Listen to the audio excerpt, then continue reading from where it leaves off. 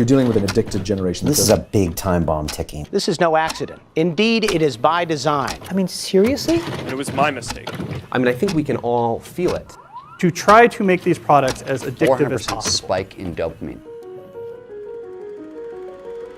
We now know that many of the major social media companies hire individuals called attention engineers who borrow principles from Las Vegas casino gambling, among other places, to try to make these products as addictive as possible.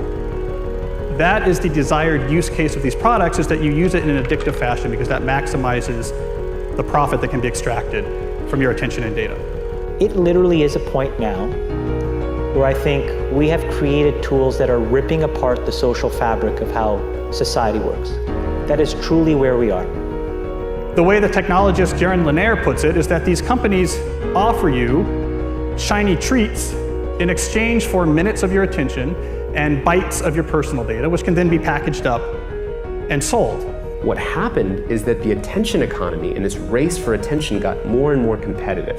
And the more competitive it got to get people's attention on, say, a news website, the more they need to add these design principles, these more manipulative design tactics, as ways of holding on to your attention. You don't realize it, but you are being programmed. Social media tools are designed to be addictive.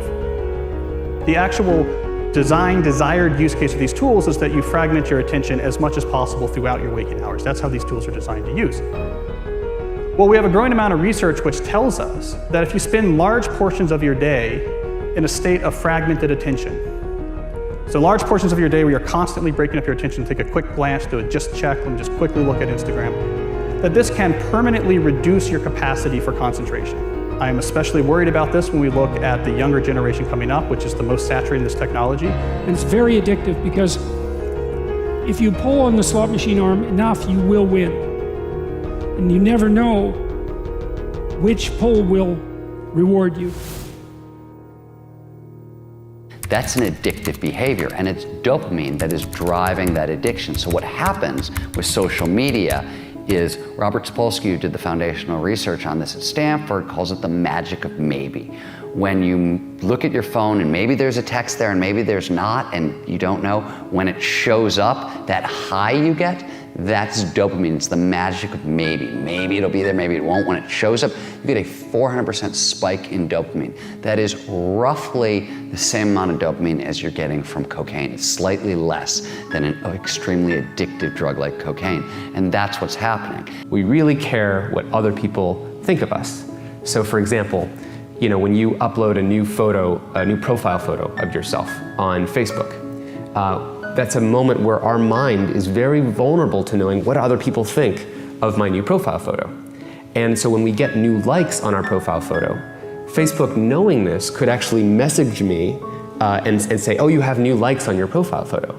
And it knows that we'll be vulnerable to that moment because we all really care about when we're tagged in a photo or when we have a new profile photo. And the thing is that they control the dial, the technology companies control the dial for when and how long your profile photo shows up on other people's news feeds. So they can orchestrate it so that other people more often end up liking your profile photo over a delayed period of time, for example, so that you end up having to more frequently come back and see what the new likes are. And it's literally rewiring our brain. Even social media, the challenge is, with these terms like Facebook depression and everything. What's that? This is social media depression because whereas everyone's looking at their feed and they're comparing their lives to other people, their highlights of other people's lives. Wow. And there's actually less life satisfaction, more sadness, depression, and stuff like that. And it's interesting because if you think about things that routinely produce a lot of dopamine, alcohol, for example, there's a drinking age, right? We have a drinking age. The alcohol releases a whole lot of dopamine. It makes you feel really, really good. We say, okay, you can have that, but you gotta wait. You gotta be 21 years old. We don't do that with social media. We're, essentially putting highly addictive drugs into the hands of kids before they have any natural defenses against them. And what you're seeing with internet addiction, with social media addiction, it's the same thing over and over. It's people trying to change their state of consciousness with a device, trying to get at the underlying neurochemical chemistry, and it's very, very addictive. And so I would say the problem with the gadgets, and they're amazing things, is that they interfere with they proximately interfere with medium to long-term goals, I would say. And so I think the first thing you have to do to bring them under control is figure out what it is that their use is interfering with. It has to be something important, right? So you think, well, I want to do something important. Well, what is that? Oh, it could be personal. Maybe you want to have a relationship, you want to get married, you want to have kids, you want to have a career that's meaningful, you want to have a life, you want to have an Abrahamic adventure and be the father of nations, let's say. Well, you can't be ratting away on your cell phone and doing that. And so I think part of it is to set your sights high and make a plan and figure out who you could be and see if obsessive utilization of smartphone fits into that vision of nobility.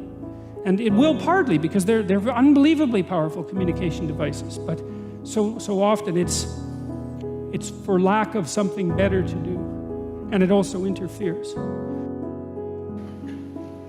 Imagine like when you take that to the extreme, where bad actors can now manipulate large swaths of people to do anything you want. It's a really, really bad state of affairs. And we compound the problem, right? We curate our lives around this perceived sense of perfection because we get rewarded in these short-term signals, hearts, likes, thumbs up, and we conflate that with value and we conflate it with truth. And instead what it really is fake, brittle popularity that's short-term and that leaves you even more, and admit it, vacant and empty before you did it. Because then it forces you into this vicious cycle where you're like, what's the next thing I need to do now? Because I need it back. Think about that compounded by 2 billion people. And then think about how people react then to the perceptions of others. It's really bad. So we know from the research literature that the more you use social media, the more likely you are to feel lonely or isolated. We know that the constant exposure to your friends' carefully curated positive portrayals of their life can leave you to feel inadequate and can increase rates of depression. And something I think we're going to be hearing more about in the near future is that there's a fundamental mismatch between the way our brains are wired and this behavior of exposing yourself to stimuli with intermittent rewards throughout all of your waking hours. So it's one thing to spend a couple hours at the slot machine in Las Vegas, but if you bring a slot machine with you and you pull that handle all day long from when you wake up to when you go to bed, we're not wired from it. It short circuits the brain, and we're starting to find that it has actual cognitive consequences, one of them being this sort of pervasive background hum of anxiety. Here's the thing. The world we live in isn't real. Social media isn't real. And by design, social media rewards us for showing our best life. The edited, posed, champagne, Michelin star, holiday, orchestrated best angle of our life, the highlight reel. But you don't ever see real life, the 99% of our lives, the behind the scenes, the unglamorous, unfiltered, day-to-day, bland normality. And you end up comparing your behind the scenes to other people's fake highlight reel and using others as a mirror or benchmark for how you should look, how successful you should be, or how you should live. These fake comparisons will only serve to make you feel inadequate and inferior to something that isn't even real. Research continually shows that comparing your life to someone else's creates envy, low self-confidence, low self-esteem, and depression. You compare yourself to other people every single day, consciously or subconsciously, and no matter what I say, you're not going to stop because comparing one thing to another is a natural human thing to do. Whether we want to admit it or not, a big reason why anything has value is because there's something worse or better to compare it to. Think about it. An old brick of a mobile phone with a big aerial is only considered amazing in a world before the smartphone. The horse and carriage is only considered a phenomenal mode of transport until the car comes along. The answer isn't to stop making comparisons, because unfortunately we can't control that. But you have to change the object of your comparison from someone else to yourself. You have to measure yourself against yourself. And by doing this, you start at a base point where you consider yourself to be perfectly fine exactly how you are. But it also is the most effective, motivating, and healthy way to work to improve yourself. You'll become your happier self when you stop putting pressure on yourself to be more like someone else, and when you start comparing real to real. We're in a really bad state of affairs right now, in my opinion. It is eroding the core foundations of how people behave by and between each other. And I don't have a good solution. You know, my solution is I just don't use these tools anymore. I haven't for years. It's created huge tension with my friends, huge tensions in my social circles. If you look at, like, you know, my Facebook feed, I've posted maybe 2 times in 7 years. 3 times, 5 times. It's less than 10.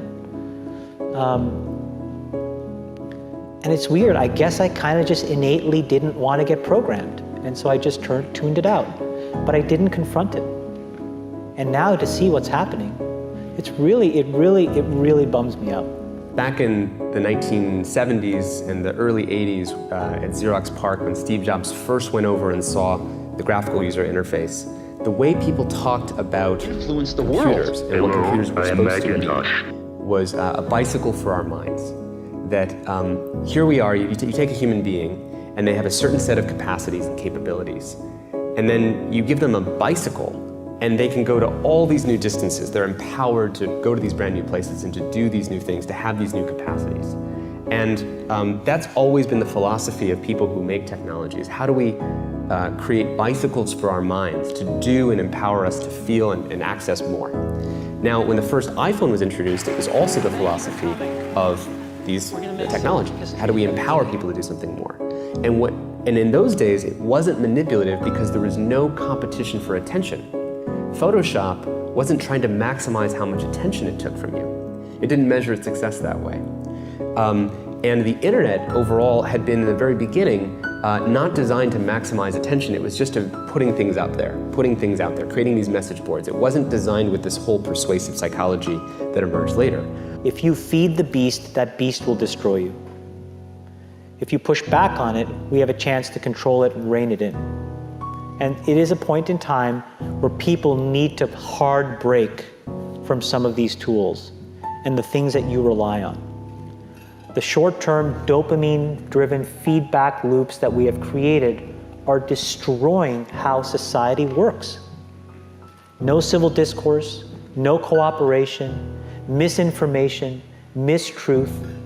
And it's not an American problem. This is not about Russian ads. This is a global problem. Mr. Zuckerberg, would you be comfortable sharing with us the name of the hotel you stayed in last night?